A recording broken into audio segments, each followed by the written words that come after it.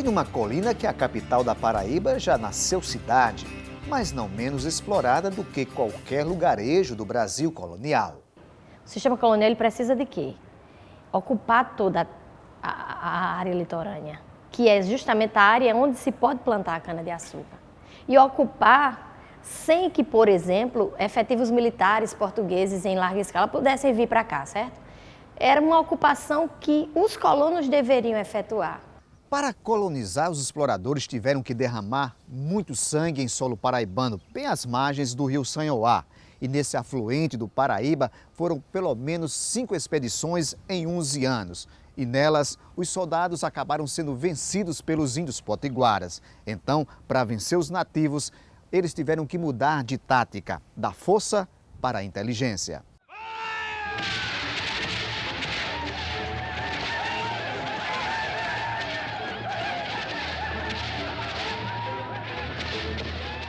Então, houve um racha, houve uma cisão no acordo entre potiguaras e tabajaras. E aí os portugueses entram com uma forma já clássica e antiga de domínio da Europa dentro do continente americano. Que isso você também pode ver, por exemplo, nos espanhóis, quando eles invadiram o Império Azteca, quando invadiram o Império Inca, que é observar como é que está internamente o grupo inimigo. E internamente o grupo inimigo não estava bem, potiguaras não estavam satisfeitos com tabajaras. Depois de 5 expedições, 4 que falharam, dos brancos contra os potiguaras. Martim Leitão, que era o responsável por organizar a tomada aqui do território, ele só vê uma alternativa, fazer um acordo com os tabajaras, cooptar a ajuda dos tabajaras contra os potiguaras, que foi fácil porque eles não estavam bem, potiguaras e tabajaras. O acordo foi no dia 5 de agosto de 1585. Como a data era de Nossa Senhora das Neves, a padroeira deu o primeiro nome da terceira cidade mais antiga do país. E é claro que a primeira construção foi a Capela de Nossa Senhora das Neves, hoje Basílica da Capital, de onde sai a mais velha rua do lugar. Após esse acordo do dia 5 de agosto de 1585, a data é óbvia, aí eles começam a construir a cidade. E como era o dia de Nossa Senhora das Neves, o primeiro nome que é dado, Nossa Senhora das Neves. A igreja matriz de Nossa Senhora das Neves era, naquela época, uma choupana. Existem depoimentos de 1609 dizendo que é a mais pobre de todas, numa época que já existiam várias. Várias não, algumas.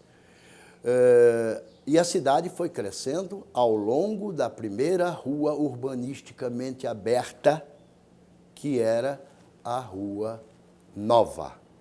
E nova não significa que tem uma antiga, é só estudar um pouco de filologia e verifica-se isso. Em Lisboa também existe uma Rua Nova. Em Olinda também existia uma Rua Nova e era a primeira. A presença religiosa da Igreja Católica foi importante para a colonização e urbanização da cidade.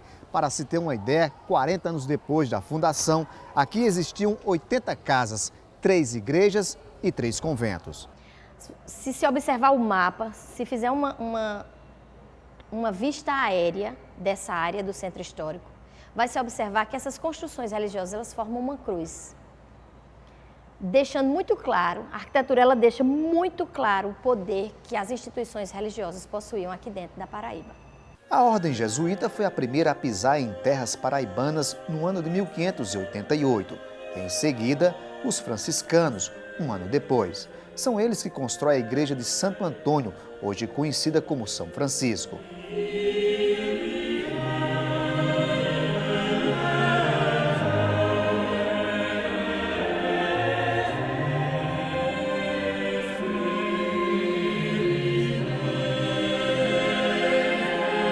Todo esse conjunto arquitetônico é considerado como o mais perfeito representante da escola franciscana de arquitetura do Nordeste brasileiro. Seu estilo é barroco-rococó. O teto da igreja é decorado com uma das mais importantes pinturas de arquitetura ilusionista do barroco brasileiro, mostrando a cena da glorificação dos santos franciscanos. E os azulejos no grande adro impressionam com a história da paixão de Cristo. Ainda entre os grandes patrimônios religiosos estão a Igreja da Misericórdia e a do Carmo, erguida pelos carmelitas.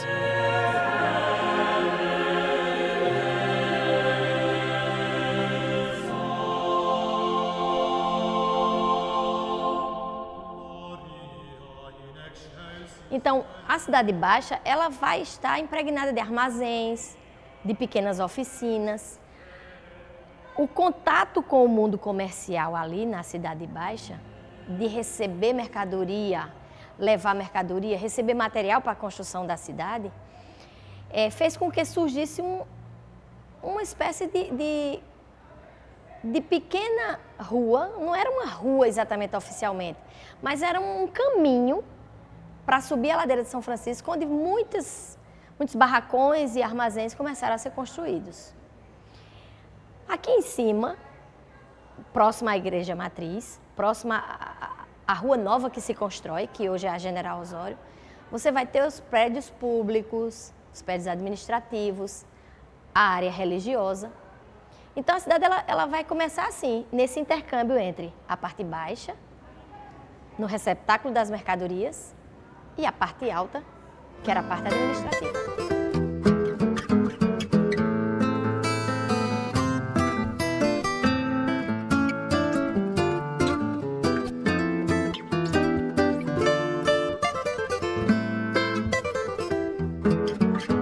A nossa capital já teve pelo menos 5 nomes. Foi Nossa Senhora das Neves, Filipéia de Nossa Senhora das Neves, Frederica durante a invasão holandesa em 1634, depois Paraíba e, por fim, João Pessoa, numa homenagem ao presidente da Paraíba assassinado em 1930 pelo advogado João Dantas. Se na Cidade Baixa estava concentrada a economia, a chamada Cidade Alta abrigava o poder político, militar e religioso. A estrutura urbana já do início do século XX ainda não possuía saneamento básico e nem luz elétrica.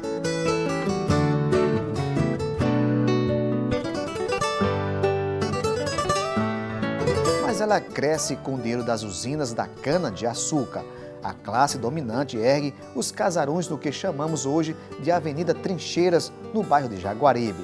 Muitos deles, mesmo em ruínas, ainda guardam a opulência da arquitetura do passado.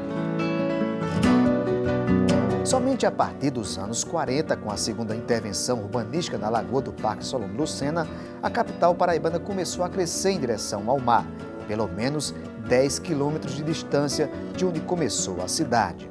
Não havia uma área urbanizada que levasse as pessoas a saírem do litoral e virem para cá. João Pessoa, ela não vai nascer às margens da praia, ela vai nascer às margens do rio, por uma questão militar, questão estratégica de defesa em relação aos potiguaras. Nesta mesma época, daí por diante, alguns poucos anos, foi aberta a avenida que hoje se chama Epitácio Pessoa.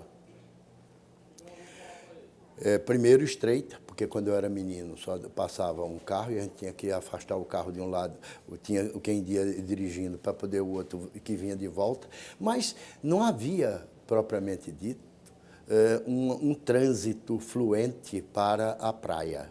A praia era um arrabalde distante que a partir dos anos 40, estou falando de Cabo Branco, Tambaú, aliás Tambaú, porque Cabo Branco é nome moderno. Sempre foi Tambaú, da ponta do Cabo Branco até a ponta do Bessa. Depois dos anos 60, a praia passou a ser o lugar preferido dos pessoenses para se morar. E toda essa natureza bela chamou a atenção de muitos visitantes. Para se ter uma ideia, só em 2014 visitaram a nossa capital mais de 1 milhão de turistas.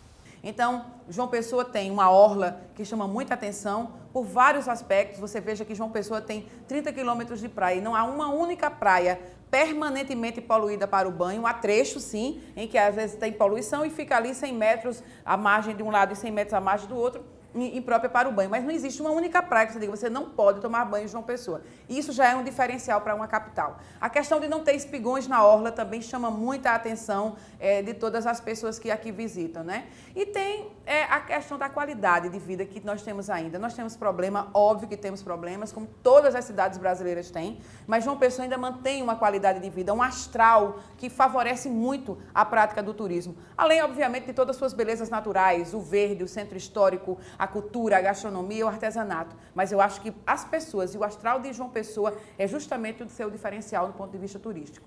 430 anos. A capital de muitos nomes também tem muitos títulos. O local das Américas, que recebe os primeiros raios do sol. e a segunda mais arborizada do mundo. Um verde que faz o contraste perfeito no mapa desse lugar. Orgulho para quem vive na cosmopolita João Pessoa. No recanto bonito do Brasil, sorri a minha terra amada, onde o azul do céu é mais forte a mil, onde o sol tão quente parece mais sutil. Lá eu nasci, me criei, fiz canções e amei, sempre tive inspiração.